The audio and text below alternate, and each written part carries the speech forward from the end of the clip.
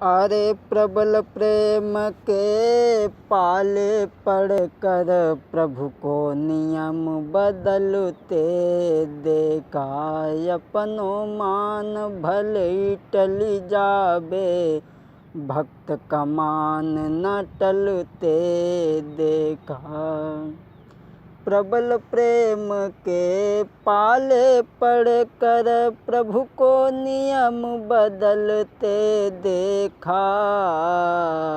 अपनो मान भले टली जावे, भक्त का मान न टलते देखा।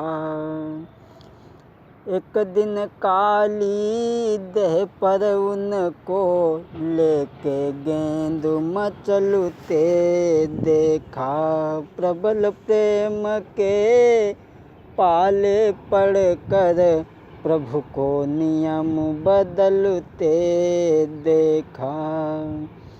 अरे सुमिरन करके के रामचंद्र को सीता माता को रे सिर नाई। अरे माता सरस्वती तुमको सुमिरे, यजु हृदय में जाऊ समाई। अरे सुमिरन करके गुरु अपने को रहे चरणन में शीस झुकाई। कोई माता पिता को हम सुमिरत हैं के नैया खेई लगई ओ पार। ओ अंजनी के जति हनुमान सभा में फेरी दे जइयो। ओ अंजनी के लला हनुमान सभा में फेरी दे जइयो। अरे फेरी दे जइयो सभा में निक फेरी दे जइयो। यो अंजनी के लला हनुमान सभा में फेरी दे जइयो। आदरणीय श्रोतागण, आज हम आप लोगों को अलाउद्दीन का चिराग, जो ये बात हर कोई कहता है कि अलाउद्दीन का चिराग क्या था, क्या है, वो बात हम आपको बताने के लिए चल रहे हैं। किसी नगर में एक रहे गरीब इंसान, लकड़ी काट कर बेच के करता था गुजरान। किसी नगर में एक गरीब आदमी रहता था, वो लकड़ियाँ काट करके अपना गुजारा करता था, उन्हें बेच करके। एक दिन वो लकड़ियाँ काट करके शहर में बेचने के लिए गया, तो वहाँ एक लकड़ी खरीदने वाला आया और कहने लगा,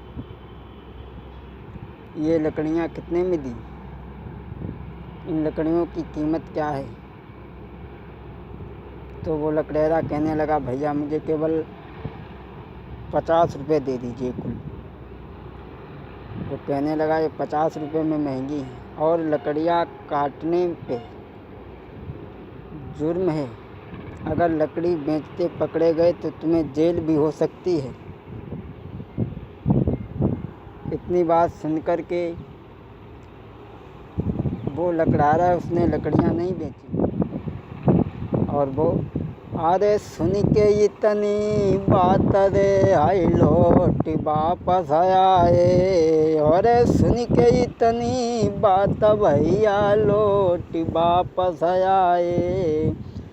और आई के घर में उन्होंने रे सबरी बात बताई। महाराज पुत्र जब कान लगो समझाई, दिल में धरियो धीर तुम्हें रहे विनय बतलाई। दिल में धरियो धीर।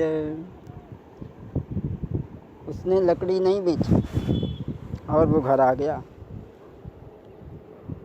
उसका एक लड़का था, उसने देखा, कहने लगा, पिताजी आज क्या बात है जो आप बिना लकड़ियाँ बेचे हुए चले आए, बड़े उदास हो। कहने लगा, बेटा लकड़ियाँ काटने पर और काट करके बेचने पर पाबंदी अगर पकड़े गए तो हमें जेल भी हो सकती है। अब लकड़ियाँ बेचने के सिवाय और मेरे पास कोई काम नहीं है, और न तो मैं पढ़ा लिखा हूँ जिससे कोई नौकरी कर सकूँ, और गांव में कोई रोज़गार भी नहीं है। तो लड़का कहने लगा, पिताजी चिंता ना करो, गांव के मुखिया के पास चलते हैं, हो सकता है वो कोई काम दिवा दें। मुखिया के पास गए, मुखिया से कहा कि हमें कोई काम दे दीजिए और गांव में स्कूल भी बनवा दीजिए, जिससे बच्चे सब पढ़ें और पढ़ कर के अपने भविष्य को उज्जवल बना सकें। मुखिया कहने लगा कि इस समय तो मेरे पास कोई काम नहीं है, जब होगा तब तुम्हें बताएंगे। वो लड़का उस मुखिया की बात सुन रहा था तो उसे बड़ा क्रोध आया, लेकिन वो कुछ बोल ना सका। दोनों लौट करके चले। अरे हुई के निराश मन में दोनों लौट चले हैं घर को। अरे हुई के निराश दोनों रे तब लौट चले हैं घर को। आगे रास्ता में जाई रे बेटा ने कही समझ आई,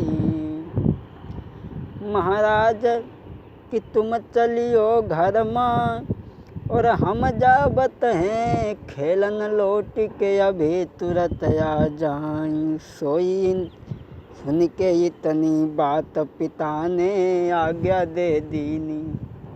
तो लौट करके चले।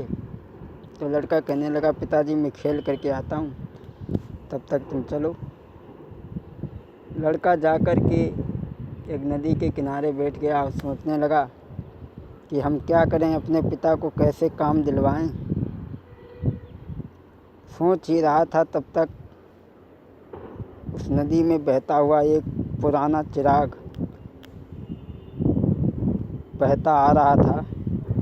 वो लड़के के पास आकर के पैरों में जब लगा तो लड़का चौंक गया और उठ कर के उसके पास के लिए चला।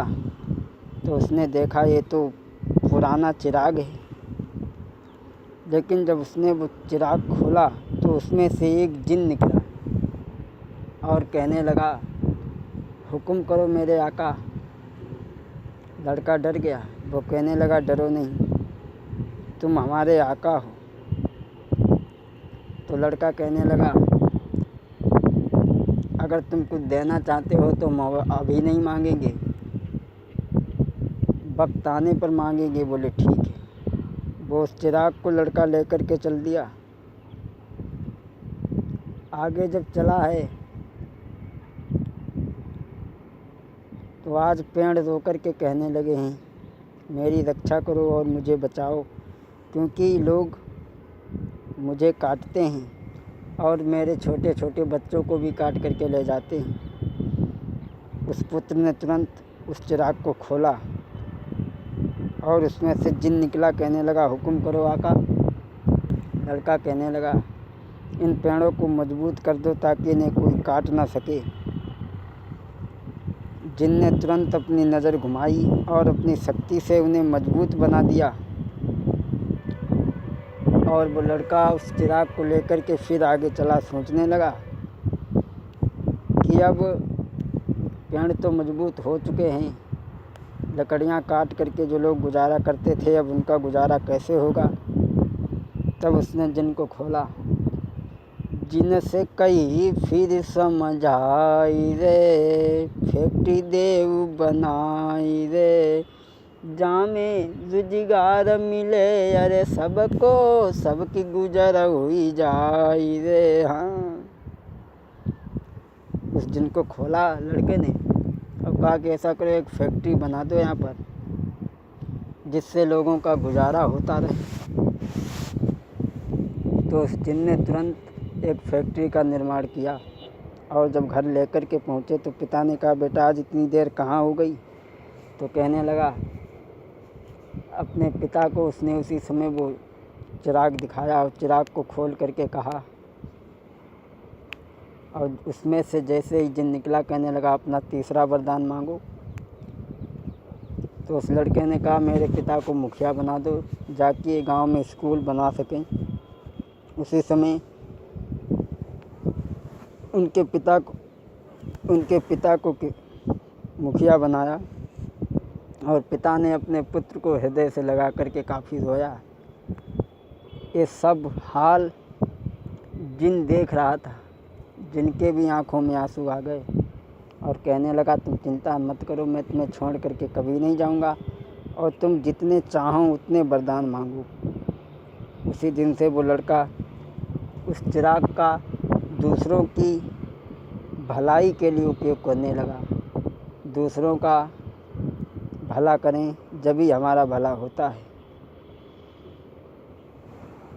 राम राम रटते रहो जो लो घट में प्राण रे, पता नहीं इस सांस को फिरी आवन होई न होई रे। हाँ।